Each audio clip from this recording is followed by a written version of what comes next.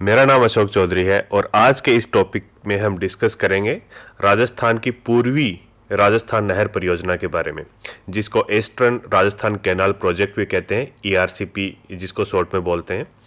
ये अभी करंट में बहुत हॉट टॉपिक है और राजस्थान के अंदर जो राजनीति है वो भी इसके ऊपर बहुत अच्छी तरीके से घूम फिर रही है और जो आने वाली करंट एग्जाम है उनके लिए बहुत ज़्यादा इंपॉर्टेंट टॉपिक होने वाला है। सबसे पहले राजस्थान की भौगोलिक स्थिति के बारे में जान लेते हैं। राजस्थान का जो भौगोलिक क्षेत्रफल है वो 342.52 लाख हेक्टेयर है। ये हेक्टेयर के अंदर है, वर्ग किलोमीटर में नहीं है, जो अपने संपूर्ण भारत देश के भौगोलिक क्षेत्र का 10.4% भाग है। ठीक है, क्षेत्रफल की दृष्टि से यह भारत का सबसे बड़ा राज्य है राजस्थान। और जल की बात करें तो देश में उपलब्ध कुल सतही जल वही है जैसे कि पानी के तालाब हैं, नदियां हैं, नाले हैं, उनके अंदर जो उपस्थित जल है वो पूरे देश में जितना भी जल उपस्थित है उसका 1.16% जल ही राजस्थान के अंदर उपलब्ध है। और जो भूजल है वो भी पूरे भारत देश का 1.72% ही राजस्थान के अंदर है। ये बहुत ही कम है एज कंपेयर टू अदर जो राज्य हैं उनकी तुलना के अंदर। ये दोनों ही कम मात्रा है, 1.16% और 1.72%। ये इंपॉर्टेंट है, ये दोनों पैरामीटर आप हमेशा याद रखना।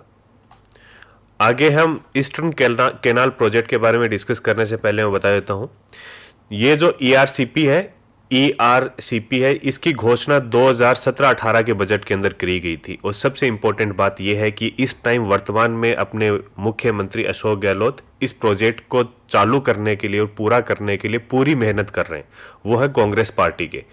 और यह जो घोषणा थी ईआरसीपी की, यह बीजेपी पार्टी की जो सरकार थी, वसुंधरा राजे जो हमारी सीएम थी, उसके समय उनके द्वारा करी गई थी। इसकी घोषणा कब करी गई थी? 2017-18 के बजट के दौरान। ठीक है, उस टाइम घोषणा हो गई थी लेकिन इसके ऊपर काम चालू नहीं हो पाया था और उसके बाद में सरकार बदल गई, कांग्रेस की सरकार आ गई थी और फिर ये वापस ठंडे बस्ते के अंदर चला गया। ठीक है, दूसरा बात करें ईआरसीपी है, इसका मुख्य उद्देश्य क्या है एक्चुअली में?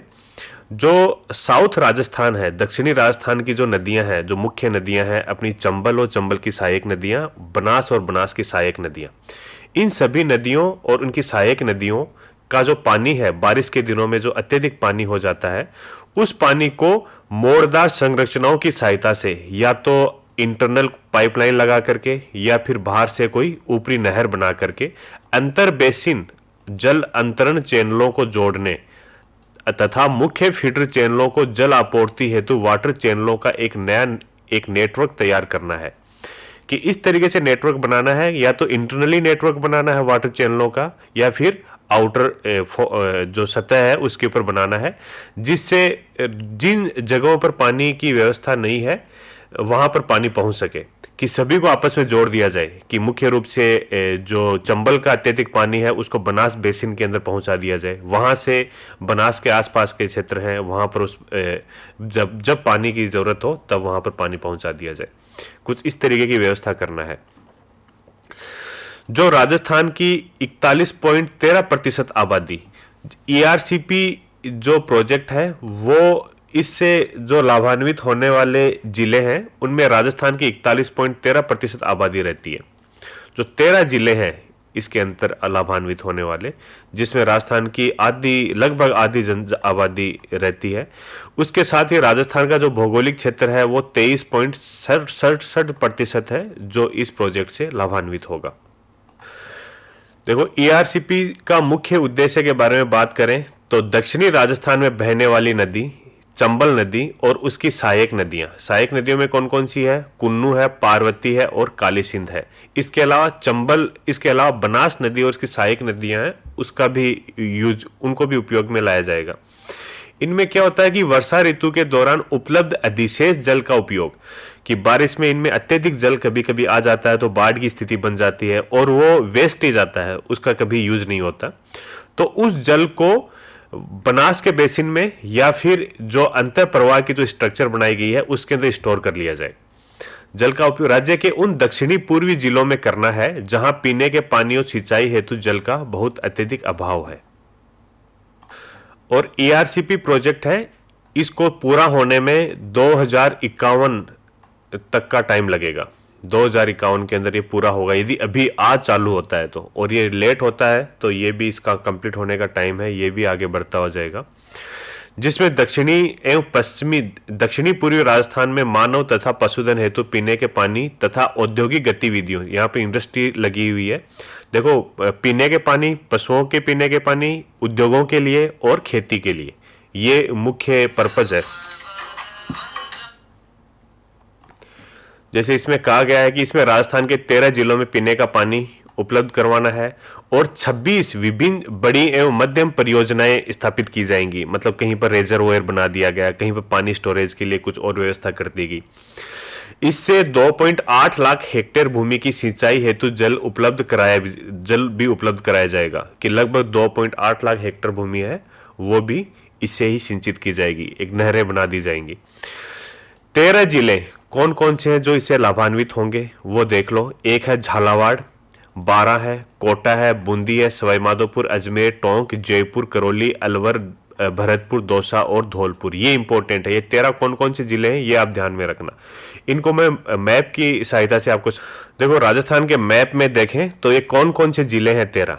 एक है ये वाला झालावाड़, एक है कोटा जो उत्तर प्रदेश और मध्य प्रदेश के बॉर्डर के ऊपर है सारे के सारे, एक है 12, एक है बूंदी, एक है टोंक, एक है अजमेर, एक है जयपुर, एक है सवाई माधोपुर, एक है अलवर, एक है दौसा, भरतपुर, धौलपुर, करौली। बस ये सारे एक दूसरे से जुड़े हुए हैं, जो पूर्वी साइड के अंदर है ये सारे जिले, ये हैं इसके अंदर। एक ध्यान रखना, इसके अंदर एक तो चित्तौड़गढ़ और भीलवाड़ा ये इसमें शामिल नहीं है। चित्तौड़गढ़, भीलवाड़ा इसमें शामिल नहीं है। इधर सीकर, नागौर, झुंझुनू ये शामिल नहीं है। इसके अलावा जितने भी सारे इस साइड के जिले हैं ये सारे इसके अंदर शामिल है। ये 13 जिले, 1 2 3 4 5 6 7 8 9 10 11 12 13। जैसे कि ये वाली स्लाइड है, ये किसी न्यूज़पेपर की कटिंग थी जो मैंने यहाँ पर लगाई है। इसके अंदर भी दे रखे हैं ये कौन कौन से जिले हैं, इसका स्क्रीनशॉट ले सकते हो। और इस प्रोजेक्ट के अंदर लगभग कितने पैसे खर्च होंगे, ये है प्रोजेक्ट लगभग 40,451 करोड़ रुपए का, और 3 फेज के अंदर इसको कंप्लीट किया जाना है। ठीक है, यह है, और 13 डिस्ट्रिक्ट इससे लाभान्वित होंगे। अब जो वर्तमान में इसके ऊपर विवाद चल रहा है, वो राजनीतिक विवाद चल रहा है, उसका मेन क्या कारण है। एक तो इसकी राशि है वो है लगभग 40,000 करोड़, 40,000 करोड़ इसकी कॉस्ट है बनाने की। अब विवाद कहां पर है, विवाद ये कि राजस्थान सरकार है इस टाइम वर्तमान में, अपने सीएम अशोक गहलोत, उन्होंने प्रधानमंत्री जी को लगभग 20 बार पत्र लिख चुके हैं कि इस परियोजनाओं को वो राष्ट्रीय परियोजना घोषित करें। अब क्यों करें राष्ट्रीय परियोजना, इसके पीछे क्या रीजन है।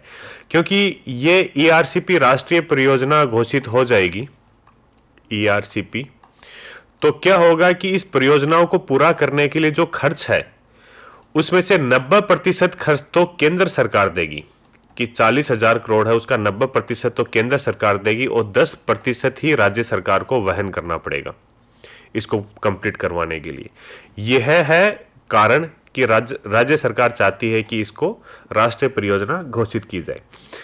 दूसरी बात यह है कि यह राष्ट्रीय परियोजना यदि घोषित नहीं होती है, घोषित नहीं होने के केस के अंदर राजस्थान सरकार को 75% खर्च खुद वहन करना पड़ेगा, और सेंटर क्या करेगा, केवल 25%, केंद्र है वो केवल 25% ही इसका खर्च देगा। तो ये इसको जो राजस्थान का जो बजट है उसका एक बहुत बड़ा हिस्सा इसके ऊपर चला जाएगा। और वर्तमान के अंदर राजस्थान के अंदर वैसे भी पानी की बहुत ज्यादा कमी है, जो और राज्य हैं भारत देश के उनके कंपेरेटिवली राजस्थान के अंदर पानी की ज्यादा प्रॉब्लम है। तो राजस्थान पहले से ही अपने बजट का बहुत बड़ा हिस्सा पीने के पानी और सिंचाई के पानी की जो परियोजनाएं हैं, योजनाएं हैं, उनके ऊपर पहले से बहुत ज़्यादा खर्च कर रहा है। तो राजस्थान के लिए एक बहुत बड़ी प्रॉब्लम हो जाएगी यदि इस परियोजना के लिए अपने बजट का बहुत बड़ा हिस्सा यदि वो खर्च कर देगा। तो इसलिए राजस्थान सरकार चाहती है कि केंद्र सरकार इसको राष्ट्रीय परियोजना घोषित करे। और सबसे बड़ी बात यह कि पूरे देश के अंदर राजस्थान एक ऐसा राज्य है जहां पर पानी की कमी भी है, और कमी ये हर जगह है, बताया भी जाता है और हम हर जगह पढ़ते भी हैं। लेकिन राजस्थान वर्तमान में देश के अंदर 12 परियोजनाएं जो राष्ट्रीय परियोजनाएं हैं, 12 जल परियोजनाएं राष्ट्रीय परियोजनाएं हैं। उनमें से राजस्थान की एक भी नहीं है। राजस्थान में वर्तमान में राजस्थान में कोई भी जल परियोजनाएं राष्ट्रीय परियोजना नहीं है। इसलिए एक तरीके से देखा जाए तो राजस्थान सरकार की यह डिमांड बहुत जायज़ भी है, क्योंकि जो जहाँ पर जल की अत्यधिक कमी है, बारिश भी बहुत कम होती है, रेगिस्तानी पार्ट भी है, उसके बावजूद भी कोई भी जल परियोजनाएं नहीं है, तो कम से कम एक जल परियोजनाओं को तो राष्ट्रीय परियोजना बनानी ही चाहिए।